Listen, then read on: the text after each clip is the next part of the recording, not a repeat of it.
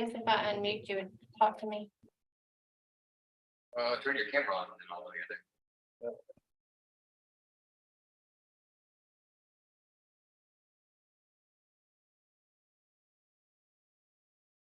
Who are we ready on first?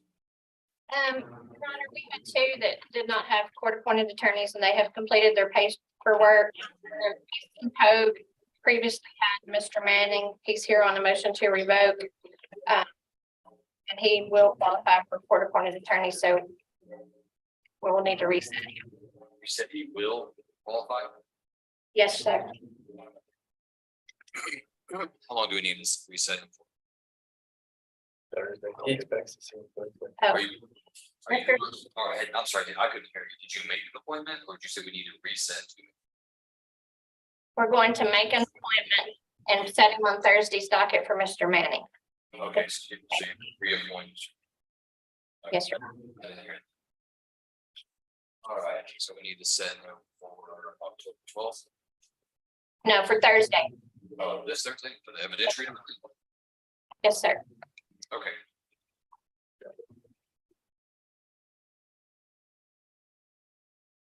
All right, court will set Mr. Pope then for 9/28. Test the docket.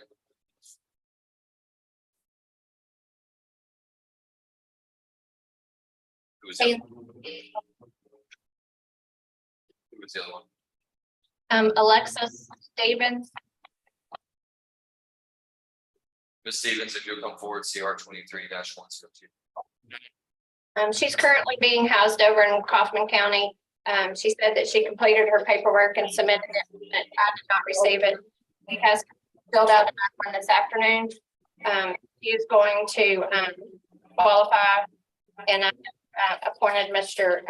Richard, who is going to arraign her. If you would be so kind to show us the indictment. All right, we'll do.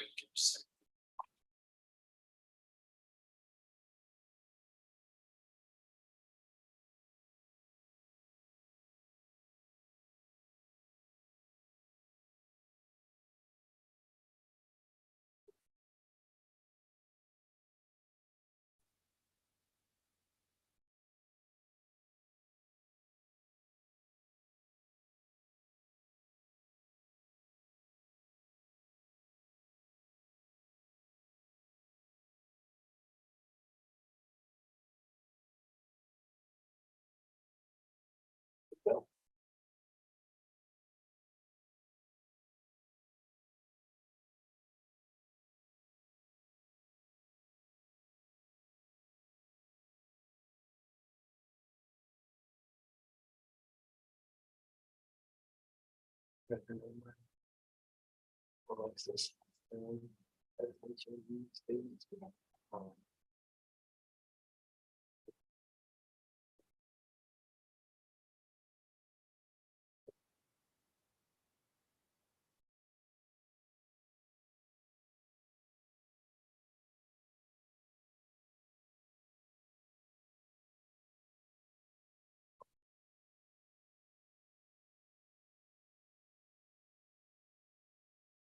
You ready, Mr. Schmidt? Yes, sir. Confirm. Go ahead. You first. No, I've already called it. Court just recognized Mr. Schmidt, court appointed counsel for Ms. Stevens for. All right, we reviewed the indictment. Her name is spelled correctly. She understands the nature of her charge and the range of punishment. We'll waive the formal reading of the indictment and her plea of not guilty and ask for a pretrial date. All right, court will enter Ms. Stevens' plea of not guilty into the record, finds that she has waived the formal requirements of arraignment. Court will set this matter for pretrial hearing.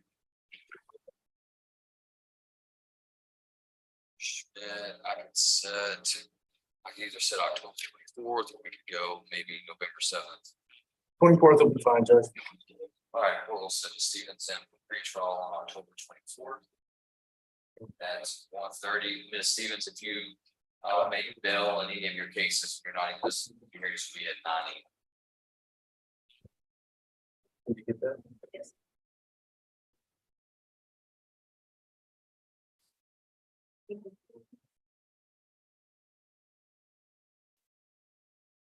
All right, who else you got? Katie Wilson. This is cause number CR 23-104, State versus Katie Leanne Wilson. We're set on status today. That's correct, Judge. Ms. Wilson was evaluated by Dr. Ingram, who returned a report to the court a couple of weeks ago. And he has ruled that Ms. Wilson is competent to stand trial. I've met with her and she wishes to accept the state's offer. We asked that she be set on Thursday for a plea. Okay. And so I assume that means that there is no contest of this. No, sir. Okay, all right, then the court will set Ms. Wilson for plea this Thursday, September 28th, 1:30.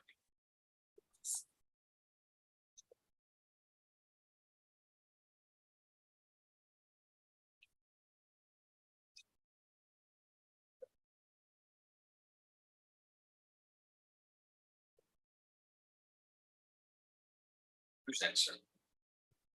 Raul.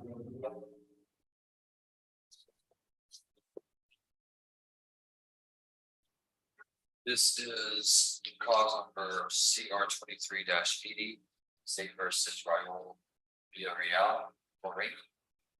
And Judge, we're ready to proceed. Waiting for formal reading of the indictment. Same thing, understands what he's charged with, name spelled correctly. And plea not guilty, asked for a pretrial date on October 24th. All right, court will enter Mr. Villarreal's plea of not guilty into the record. Finds he's waived the requirements for arraignment. Court sets pretrial hearing October 24th. This one.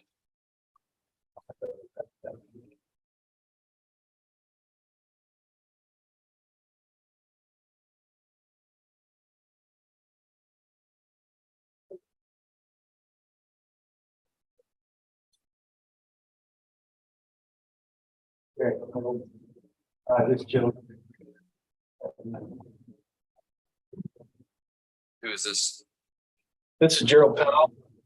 All right, cause number CR 21-235, State versus Gerald Powell. I think this was we're still on a holding pattern for state's experts, is that correct?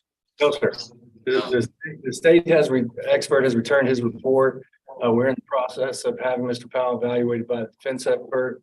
I do know that Mr. Powell has met with Dr. Ingram on, I think, at least 2 occasions. Is that correct? There's some more additional information that I'm providing to Dr. Ingram so that he can wrap it up. I expect hopefully within the next 60 days, he'll have his report in. We'll set this for another status on defense expert report. Said it's 60 days. We could set November 28th. That's what happened. Thanks. I guess that's fine. All right, court sets Mr. Powell then for hearing on November 28th.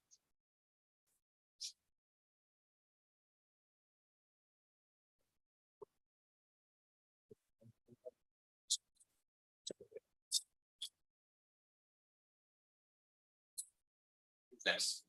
David Dixon. Cause number CR 22-269, State versus David Paul Dixon. Motion to revoke. That's correct, Judge. This motion to revoke. We're not ready to proceed on that. I know that Mr. Dixon has additional charges pending. I don't believe that they've been filed by the state at this point. We'd ask to carry this for 30 days so we can get a handle on what's going on with the other cases.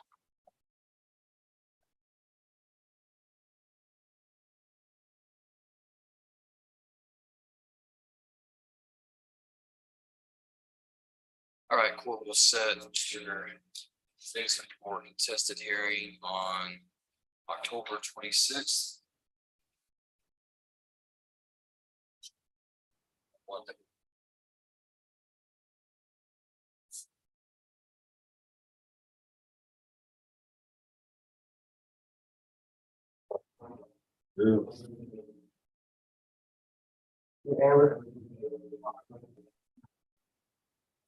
Clause number CR 20-367, State versus Amber Joe Smith. Motion to adjudicate revoke. Judge, I was just recently reappointed to represent Ms. Smith on the state's motion. Haven't had an opportunity to review it or meet with her. We'd ask for a reset. All right, court will set Ms. Smith for October 24th. And if there's no resolution, we'll go ahead and set it for contested docket 2 days later on the 26th.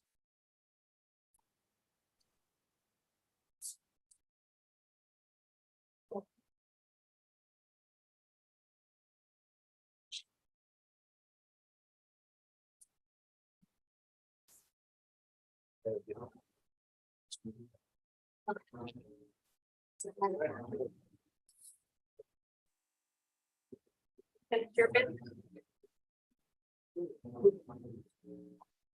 All right, who else is ready? Do we have Mr. Frater on Zoom? I believe we do. We have Ms. Dobie in here. And Ms. Graham, there's a Dave Schaefer in my waiting room. Do you know who Mr. Schaefer is? No, Your Honor.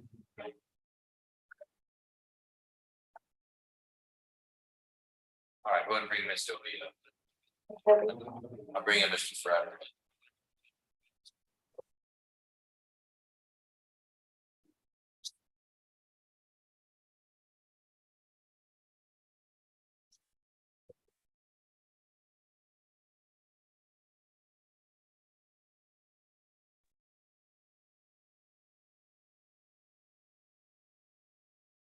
All right, good afternoon, Mr. Frater.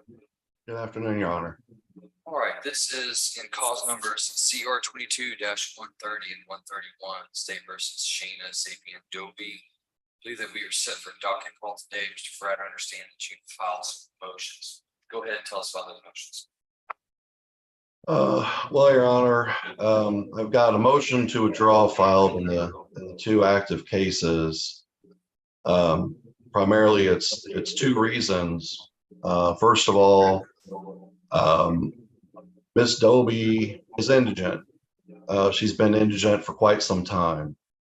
Unfortunately, I would say about a year, maybe more, 15, 17 months. There was a payment made that was split between me and Mr. Stevens.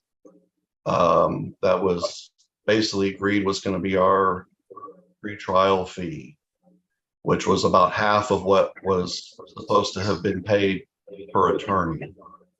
Since then, no money has been paid, and unfortunately, additional factors caused us to get an investigator on board. And all of that was paid by myself through the attorney's fees that I had been paid. So in essence, what I really had received was about 1/3 of what I was supposed to have received as far as payment. And to make matters worse, Miss Dobie was out on bond. She was working. We tried to get some sort of plan in place where she was able to start making payments, and unfortunately it just didn't happen. And then of course back in August, or I think it was before August, I'm sorry, Your Honor, her bond is held insufficient. As far as I know, I've had multiple conversations with her mother, through Toby and her mother. That's kind of how we've been speaking. She doesn't have any money. There's nothing left. And to make matters worse, as the court was made aware in late July, I believe, medical issues for me have been going back and forth for some time. They get really good, then they get really bad. And right now I'm at a point where it's so bad where I'm just not left to be able to do a whole lot of productive things. And I've tried to relay that to Miss Dobie, that, you know, I feel like for her purposes of this case, the level of importance, significance, the ramifications if it goes poorly, and the fact that we can't even afford to get an investigator or an expert on board, is that she asked the court for a court-appointed attorney. That way, the court-appointed attorney can evaluate the case, and with that power, can ask for an expert, ask for an investigator. And unfortunately for me, with the timing of it, and that's what my big concern was, from my primary doctor involved with this, is there's just not an end yet in sight. And I know that the court doesn't want to sit and wait on me, for 3 more months to just wait and see. And then in 3 months, we come back and it's another 3 months. So I'm just trying to take everything into consideration. And I think for Miss Dobie's purpose, that is what's best for her. So she can get this moving forward. Now, with all that said, the good news is between Mr. Schaefer, who's the investigator, and I, we did spend 6, 7, 8 months of actually putting the discovery that was had a lot of issues with it, as the court knows, but luckily at this point, we did do some good, because that discovery and the discovery issues have been resolved. And so it's not like we sat around and did nothing. Unfortunately, those first half a year was spent with Ms. Heisel, trying to figure out what the problems were. There were a lot of missing pieces, missing video, missing, you name it. The list was long from the beginning, and it just got shorter as we went along. But it took all that time to really get the discovery into shape. And so, so those are the reasons why I'm asking court for the withdrawal, and to then appoint Ms. Dobie, someone on the court-appointed wheel who's qualified to do these types of cases. All right, thank you, Mr. Crowder. Any response from the state to Mr. Yes. Yes, Your Honor.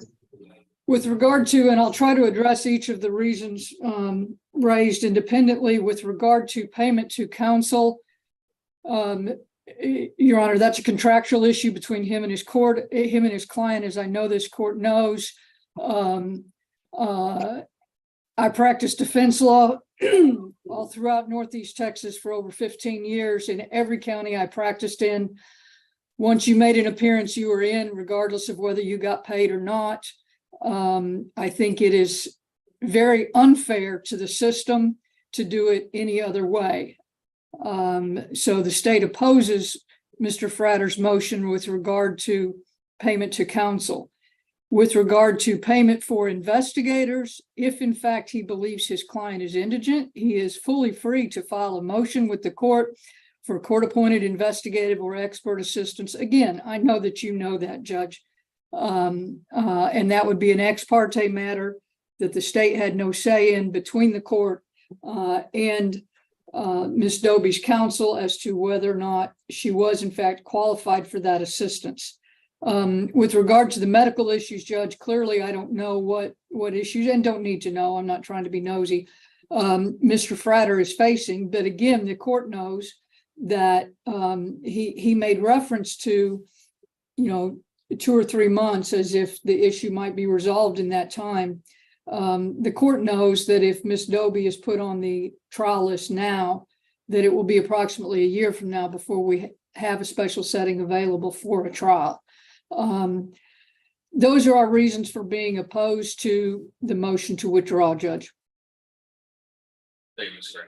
Crowder, you want to respond at all? I mean, Your Honor, and again, I do understand. That's why I just listed the 2 things that I thought were most applicable. I do get, we've been on this case for a while. And since July, my hope is that things were going to get better as the time went on. And the problem is they haven't. And again, I'm just trying to be cognizant of the fact that the court, is aware that right now, and again, because nobody knows, I just don't want to be in a position where I'm continually coming back to this court saying, I need another 3 months. I need another 6 months. I need another 3 months. I mean, I just, and the problem is in that meantime, it's not as though I'm going to be doing much good, because part of the problem is that is the problem is I'm not able to do the things that I'm used to doing, able to do. And so, it's kind of like you're almost putting me on like a vacation from the case, and then come back when you're ready. And I'm just making the court aware that could potentially happen. So I don't want the court to be unaware of that. But, from what I'm hearing, if you're saying that, hey, we're willing to wait and put this out, and then, if it's, I guess if it's not any better in a year, but again, in that 1 year's time, I can't tell you how much preparation I'm going to be able to do, and that's the problem. I'm more worried about the preparation part of it. I just don't want to put this court in a position where this case just never gets to that point where it's ready, and then another year goes by, and another year goes by, and then there's an attorney who has to come on board. So. And I would just point out, Judge, that there is another attorney that we haven't heard from, who's also made an appearance as counsel of record for Ms. Dobie. That's Mr. Stevens, right? That's Mr. Stevens, and as I sort of gently put in the motion, I know Ms. Dobie and Mr. Stevens, they've had their issues. I know that. I think, and Ms. Dobie can answer that. I think a couple different times, Ms. Dobie, I think, has desired Mr. Stevens to not be necessarily aboard the case. But as I explained to her at that point, which was many, many, many months ago, was that this was a case where, we definitely, I felt that the two attorneys working together was a far more advantage to her than a disadvantage. Mr. Crowder, are you going to be shutting down your practice between now and whenever, or are you going to come in Judge, and or what's your plan? Because what I don't want to see is if I were to create a withdrawal and then keep on taking cases and practicing law, that would be disingenuous on my part. I agree, Judge, and I can already tell you, I had a case that was set for trial September the 12th in Collin County. I filed the same motion. The court, I told the court I was not able to do it. And if it was forced, my hand was forced, and it wasn't something like this. It was a family case for an enforcement action, but it was still a trial. And I got another attorney to substitute, which they filed their motion to appear for the 31st of October. I've been able to do things by Zoom, which is very important. I'm basically, I've not been in this position before where I'm trying to make a living and make ends meet, but at the same time, I can't.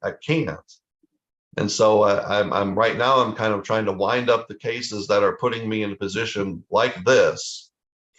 And just hoping, as I think Dr. Jake can point out, I'm trying everything that's thrown at me. I mean, it's just, there's such an amount of unknown here that I don't really care what it is. I know that things have significantly changed for me, and I'm not trying to get into all the ugly details, but it's just it's made it almost impossible for me at times, to do things that were once simple tasks. So in answer to the question is my goal is I'm trying to find ways out of cases that have the significance like this, which are trials, bench trials, jury trials. Luckily for me, I had a lot of appellate work, which was kind of, sit at home and draft. Well, I've got through most of that. I think at this point, I've got one post-conviction appellate writ that I'm in the process of negotiating because so much time has passed of just wrapping that up and withdrawing from that as well. So, you know, I said, Judge, I'm not sure what exactly to do. I just know that the significance of this case, and there's another case too that, you know, I know I'm going to face the same objection. The state had already indicated it, you know, as well. But, you know, I just don't want to put a client at a tremendous disadvantage. That's all. And plus, I know the court is not, you know, gonna want to see this just dragging along inevitably. But, you know, the fact that I'm hearing a year from now, you know, that would be great. Unless it doesn't work out so well for me, and in a year from now we're right back here, and I'm saying, well, I'm sorry, Judge, but I'm nowhere better off, or I'm worse. And so I don't know if the court wants to take that risk or not. I understand. I would tell you that my special settings, which I give to cases involving harm to children, death cases, things of that nature, they get case priority in my court. And so I especially set cases of this significant and I'm set out through September 9th, 2024. So I don't believe that if we were to announce on docket call today that there is no negotiated plea agreement, then I will be setting this open for trial somewhere September, October, November. So we're looking at just about a year, as Mr. Terry said. So I do want to just put that on the record. So Ms. Dobie, I want to hear from you. Your attorney, Mr. Prater, is wanting to withdraw from your case. You've heard his reasons for that. Do you have anything to say about that? Well, this is the first time I've seen or heard from him since May 25th. Regards of the money situation, I've been indigent. He took a $50,000 payment the day before I got out last year. Him and Stevens, they did not divide it. He got 50, and Stevens took about 30 or 40,000 that I know of. They don't have receipts. I've not seen any receipts from Michael Stevens since the day I got out of jail last year in October. And I asked for receipts and bank statements. I'm sorry. It's okay. I don't want you to go into all of that.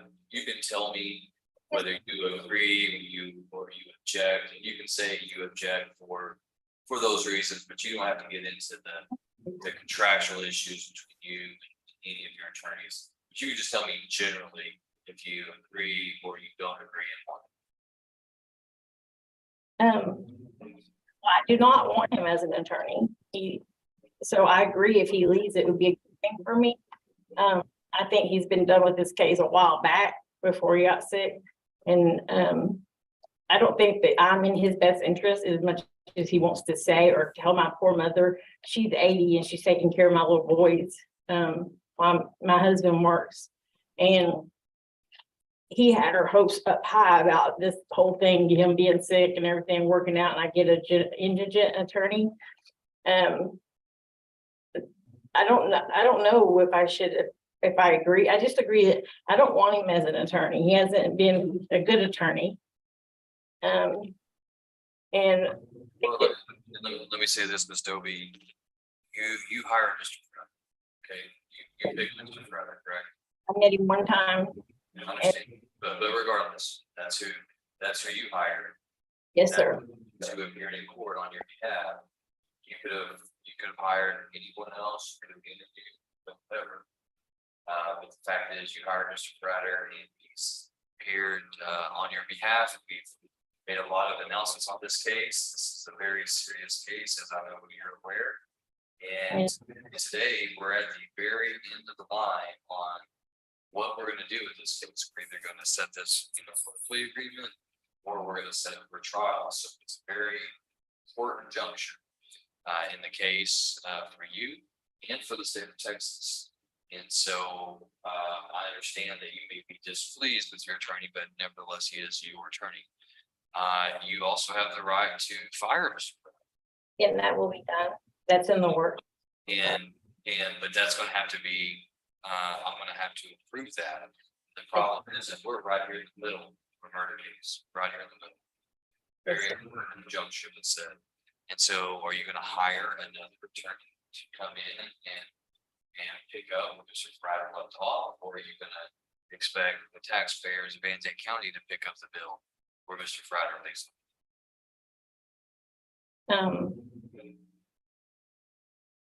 I no longer have any money to hire an attorney. They took what I had and I haven't seen none of it. So, I don't have any other choice but to get a court-appointed attorney. And Do you disagree with Mr. Fratter on the terms of the employment? there was never. Is that what you're asking? I'm sorry. I'm sorry, I didn't hear you say that again. Understood.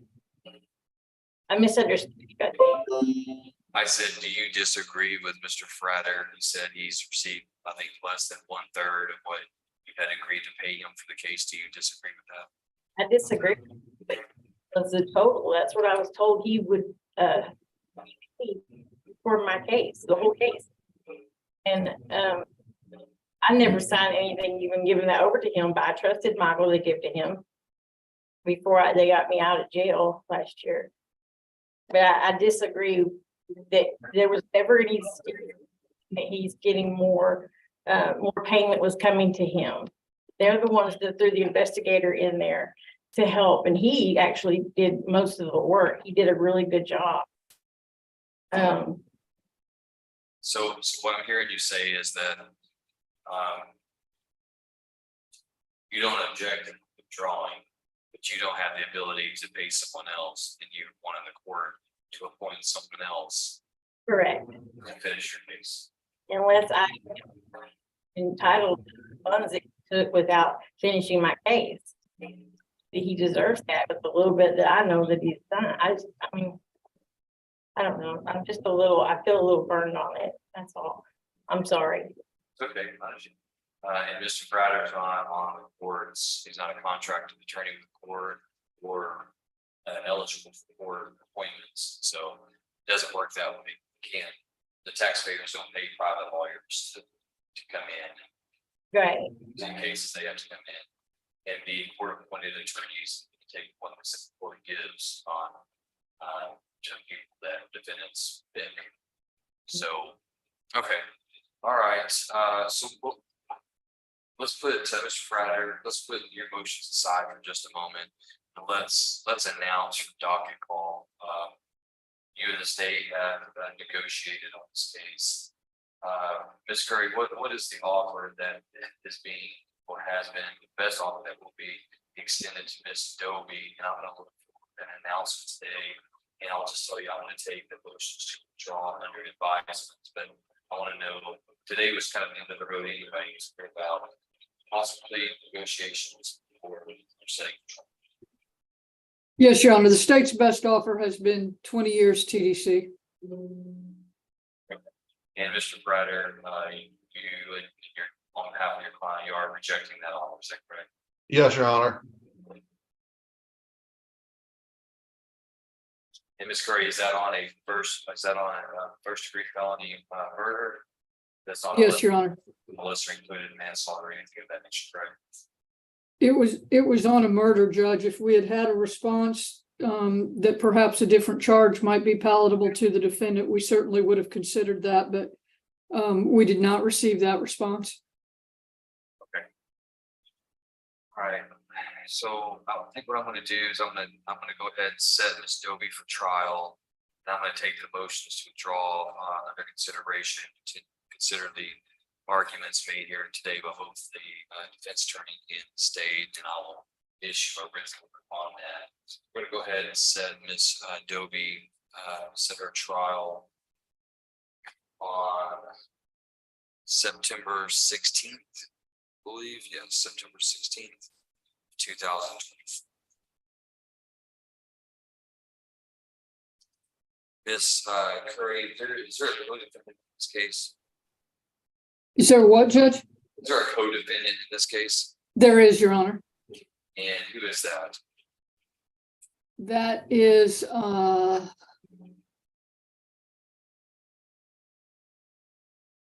So and the reason I'm asking is I'm concerned that that person may already have a court-appointed attorney under my contracts that they may not have anyone else available on the court-appointed list.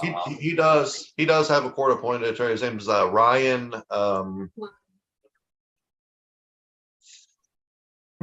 It's Richard Schmidt, Your Honor. Yeah, that's the attorney.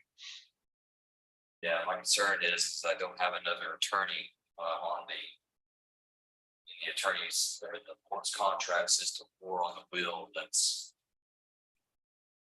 Well, and Judge, my concern is even bigger than that. Miss Doby has testified here today that she has a husband who is employed, but her children are being cared for by her mother. So I'm doubtful that she qualifies for court-appointed counsel.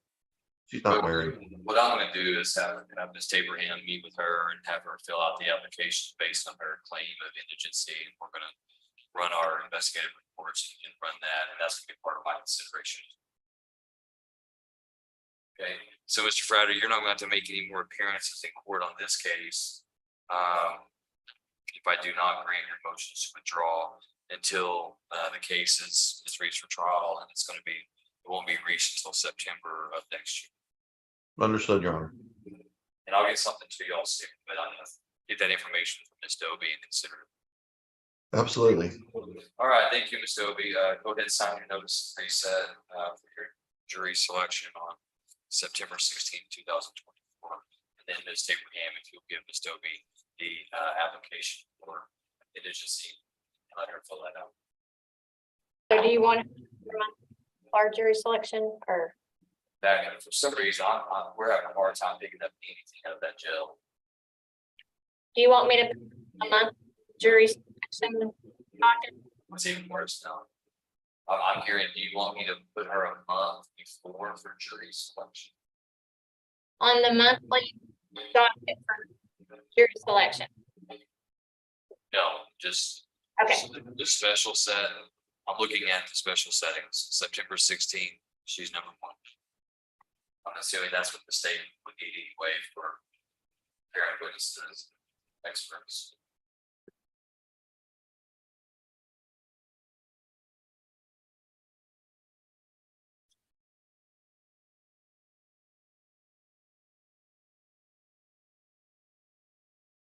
Yeah, I don't know if there's a delay, I think, the microphone. All right, thank you, Mr. Fratter. All right. Thank you, Your Honor. Sure.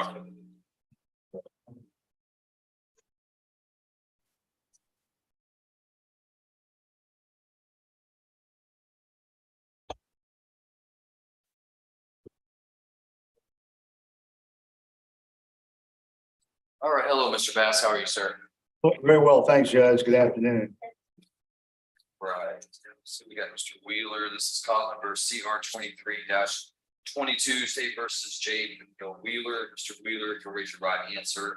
Just want to place you under oath. I'm assuming that we're still going forward with the plea today, is that correct? It apparently not, Okay, Judge. Mr. Wheeler, you know what you can.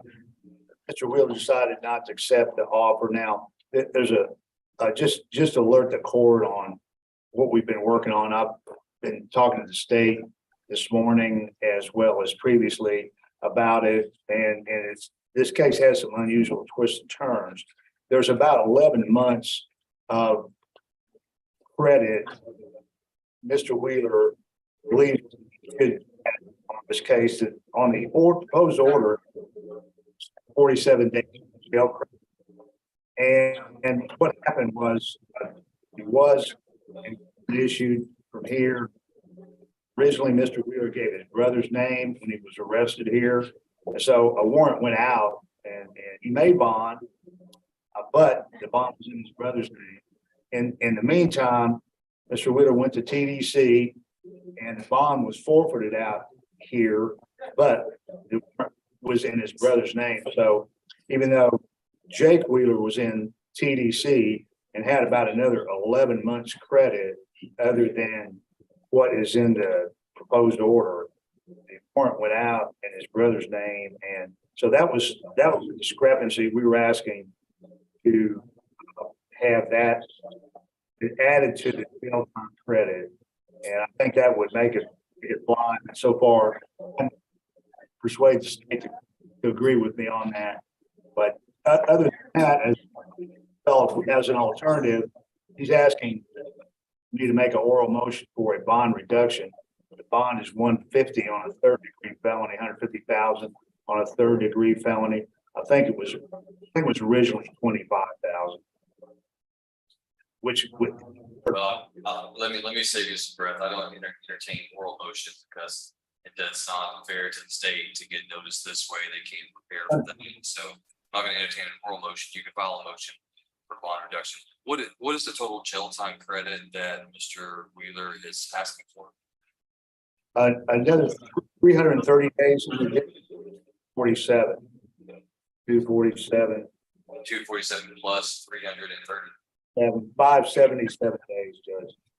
577 days.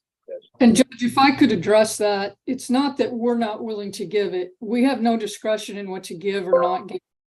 TDC will not award it because, and it's nobody's fault but Mr. Jake Wheeler's, that TDC won't award it. When he was originally taken into custody, he gave a false name. Nevertheless, we are giving him credit for those original days. He bonded out because he was in our jail on this charge. He bonded out. He went to TDC on something different and unrelated in his own name. When he is rearrested here after a warrant is issued, when we discovered the right name, and he is rearrested here, from that day forward, we're giving him all the credit. We can't give him credit for while he was in TDC. If we sent it down there in the pen pack, they would send it back to us. We can't give him credit for that because there was not a hold on the man standing there in orange. There was a warrant for his brother, but not for him. So TDC won't allow us to award that credit to him. And So the warrant that was issued, the warrant was asking for his brother because he gave his brother's name. Is that what you're saying? at one point, there was a warrant issued for his brother because when court was first missed, it was missed in his brother's name. Then when we found out that it was really Jake Wheeler, there was a different warrant issued in Jake Wheeler's name. Okay. Mr. Bass, you respond. I'm not sure what day that was. That would state free to give him credit for that day. That 300 and that 47. 247 days that's on the judgment gives the man standing there in orange credit for every single day that he has been in our jail under any name. I cannot give him credit for TDC time when there was no hold on Jake Wheeler. There was no hold on his brother either in TDC. I can't give him credit for that. TDC won't allow me to. Okay, I thought they by the judgment,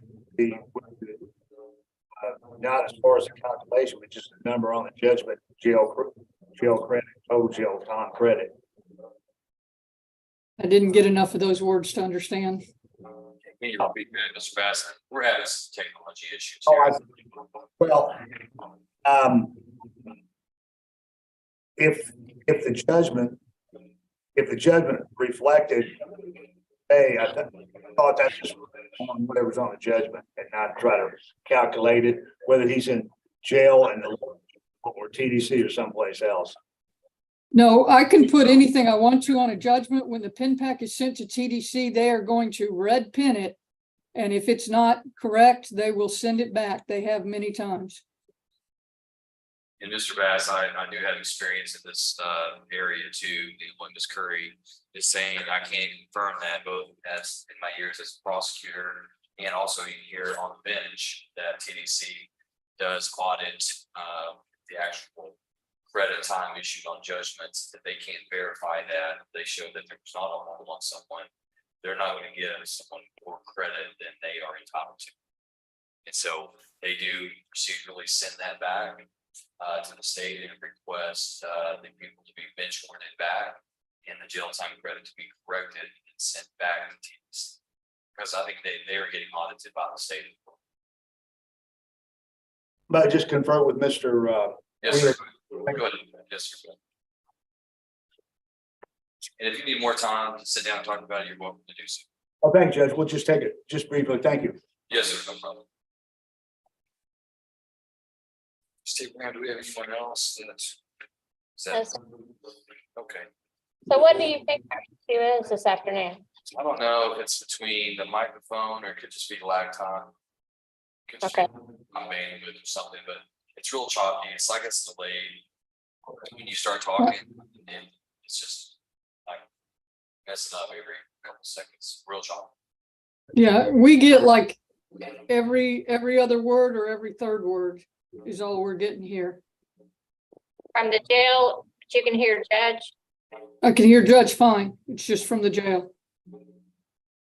I don't know. Yeah, I'm thinking it's probably just bandwidth.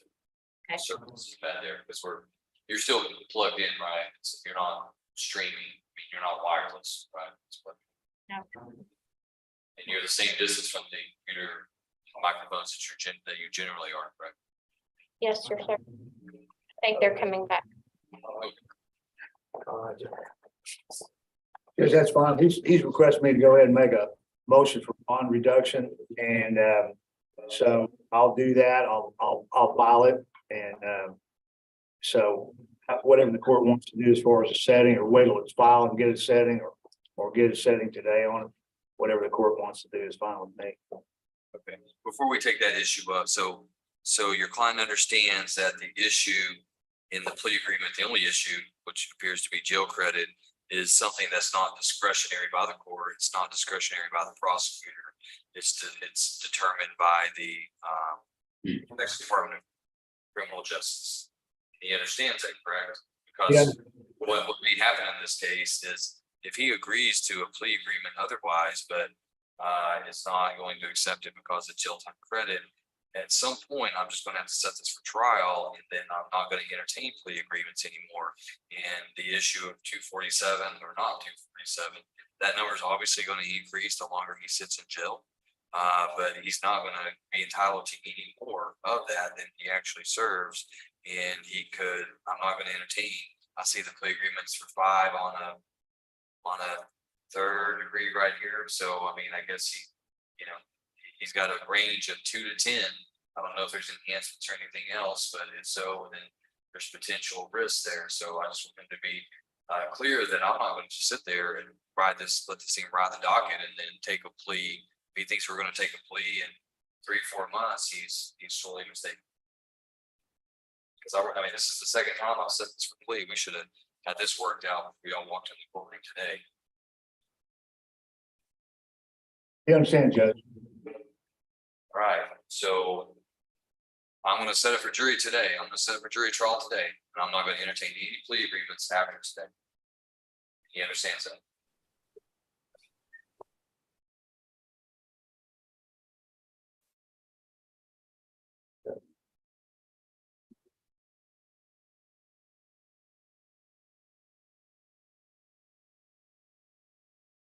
He says he wants to go to trial, Judge. Okay. All right. Court's going to find that Mr. Wheeler has had 2 arraignment hearings, 3 pre-trial hearings, evidentiary hearing, 2 hearings set for plea, that he's had sufficient time to negotiate with the state of Texas, that he has in fact negotiated with the state. He has in fact come to an agreement with the state as to a recommended sentence of 5 years confinement in Texas Department of Criminal Justice and a $2,000 fine plus court costs. Court finds that recommendation by the state is within the range of punishment. Court finds that Mr. Wheeler is rejecting now that plea agreement on the issue of jail time credit. And so the court is going to grant Mr. Wheeler his right to a trial by jury. And the court sets Mr. Wheeler to begin waiting for his trial. We'll begin that Monday, October 2nd. Mr. Bass, you will not be required to appear until Mr. Wheeler enters the top 10 And you'll be notified when you receive, when you get into the top 10 cases liable for trial. And Judge, Go ahead, Ms. Green. I'm sorry, Judge. Yeah, I just did a quick check. It does appear that Mr. Wheeler is 25 to life if we proceed to trial. So, Mr. Wheeler, do you understand that the prosecutor's indicating that their intent is, if you go to trial, that they intend to try to prove enhancement paragraphs regarding certain prior convictions, which, if proven true, would elevate your punishment from a third-degree felony, which carries a range of minimum 2 years to a maximum 10 years if convicted and sentenced, to potential habitual felony offender with a minimum 25 years to a maximum 99 years for life confinement in the Texas Department of Criminal Justice. You understand that potential risk that you're undertaking today? Gentlemen, we have a minute to confer again. Yes, sir, please take your time.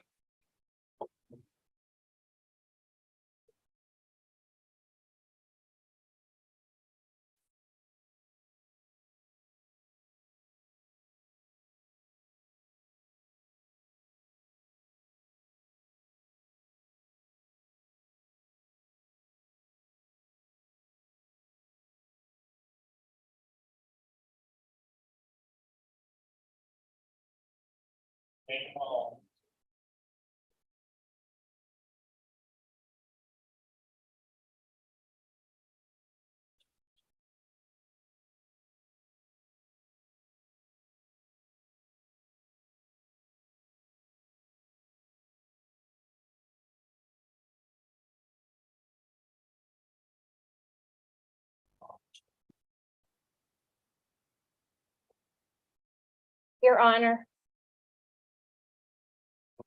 Yes, ma'am. he has decided to take the plea. It'll take us a few minutes to get the paperwork signed.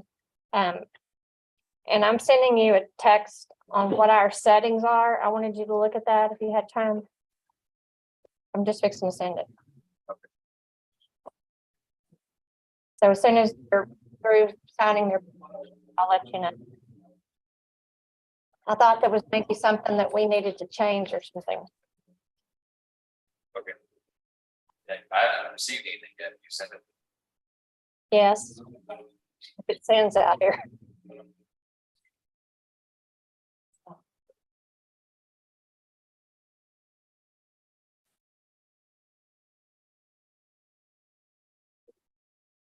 Yeah, it shows that it's still going to you. Maybe I'll walk out to the front. Yeah, you getting more done.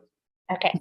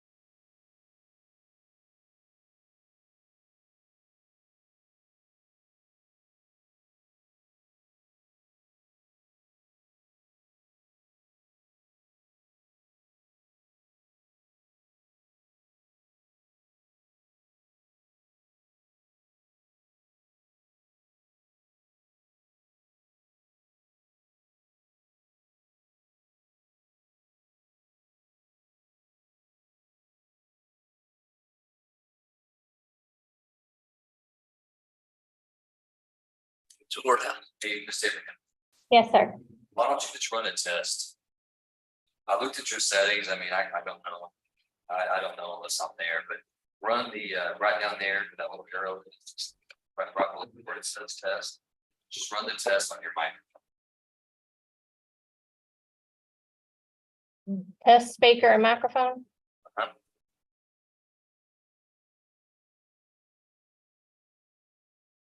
Hello, hello, hello.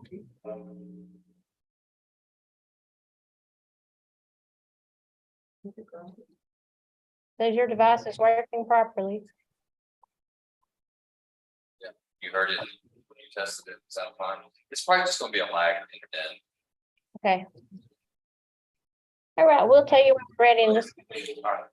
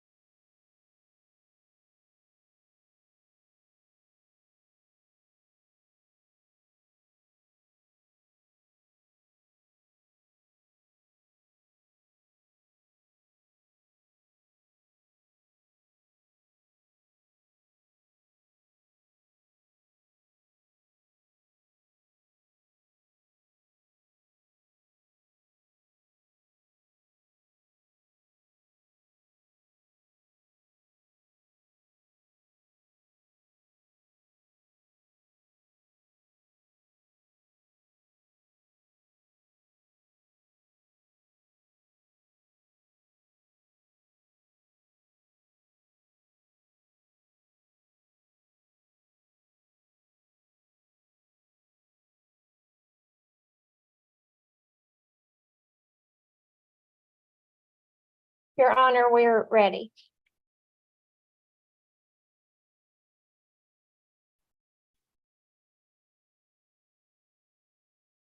All right, back on the record, cause number CR 23-22, state of Texas versus Jake and Emil Wheeler. Mr. Wheeler, raise your right hand.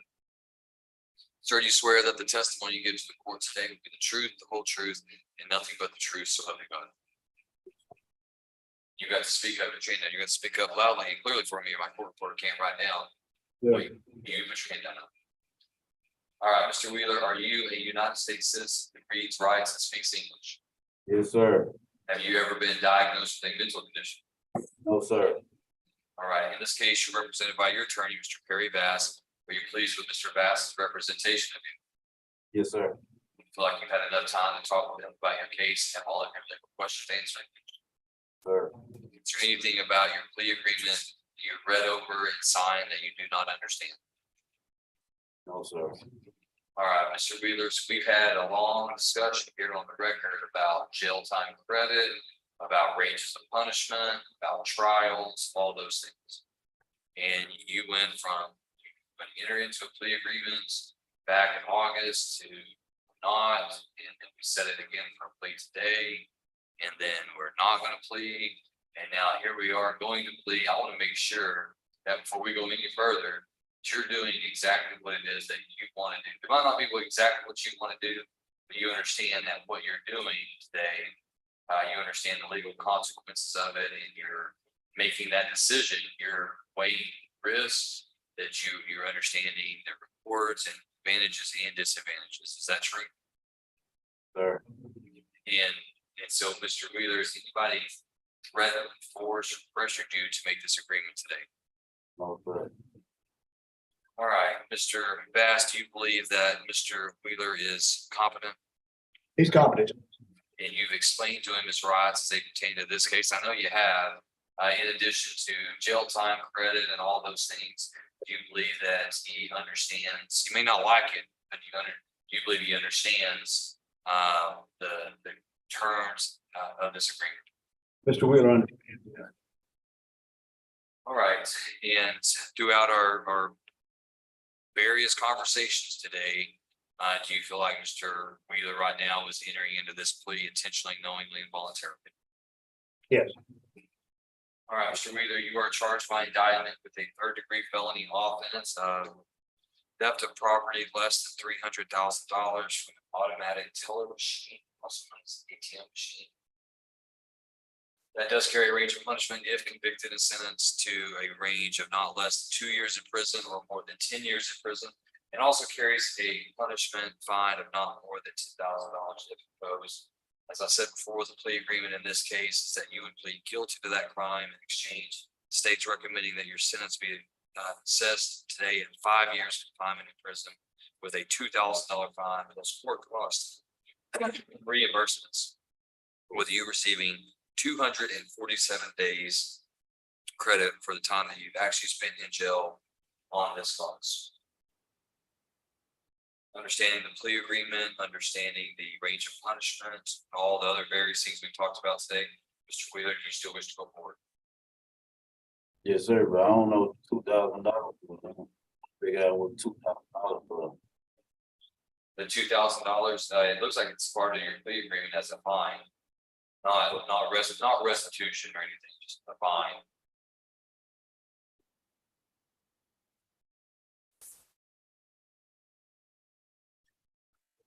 All right. You have any questions about that, or you want to talk to Mr. Bass about it more? Nah. Okay. Okay, then, Mr. Wheeler, I'd have to ask you at this time right now, how do you plead to theft of property less than $300,000 automatic ATM automatic teller machine? Yes. Are you pleading guilty to that crime because you are guilty of committing that crime? Yes, sir. Has Yes. Has anybody threatened, forced, or pressured you to plead guilty today? No, sir. All right, court accepts the defendant's plea of guilt. Mr. Bass, any objections to the stipulation of evidence? Sorry, I couldn't hear. Do you have any objection to the evidence in the stipulation being admitted? Oh, no objection to it, Judge. All right, the court admits the stipulation of evidence, takes judicial notice of Mr. Wheeler's judicial confession. Is there anything further from the state? Nothing further, Your Honor. Is there anything further from the defense, Mr. Bass? All right, the court's going to review the evidence.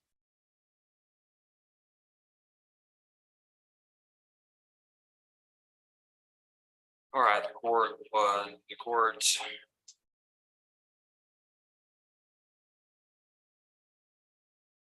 has reviewed the evidence, finds that there is sufficient evidence to convict the defendant.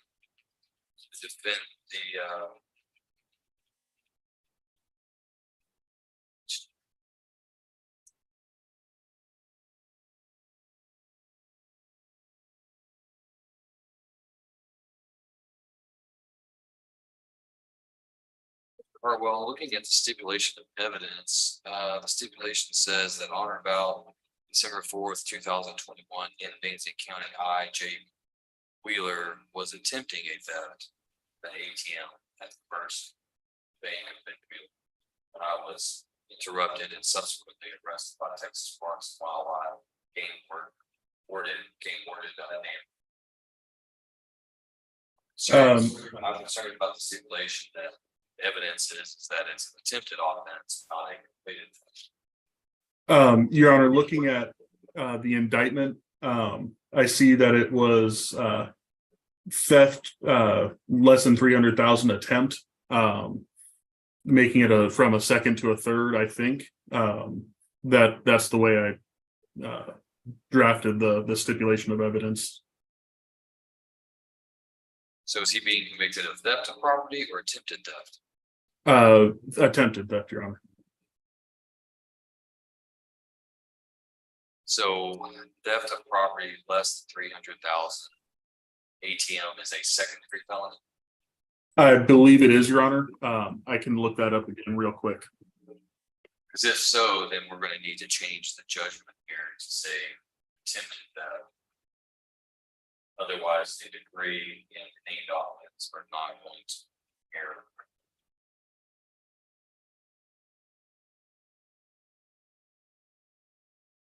Yes, Your Honor. It looks like we'll have to change the judgment. Under, sorry, I'm trying to find the 3103E6. It says a felony in the second degree if the value is less than 300,000 and the property is stolen from is an automated teller machine or the contents or components. So it looks like we will have to change the judgment to reflect attempted. Okay, so yes, offense for which defendant is being convicted is attempted. Okay, thank you. Do you understand the change we're making, Mr. Bass? Yeah. And you've explained that to Mr. Wheeler?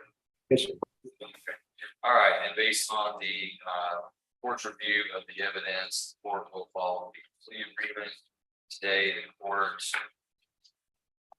hereby convicts Jake Emil Wheeler of attempted theft of property less than $300,000 ATM machine. Finds that that is a third degree felony. Assesses punishment in accordance with the plea agreement at 5 years confinement in the Texas Department of Criminal Justice Institutional Division.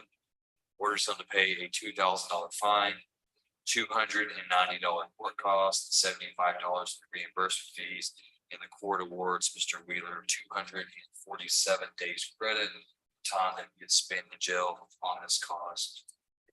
Mr. Wheeler, you hereby remanded to the custody of the sheriff so he can carry out the terms and conditions of the sentence.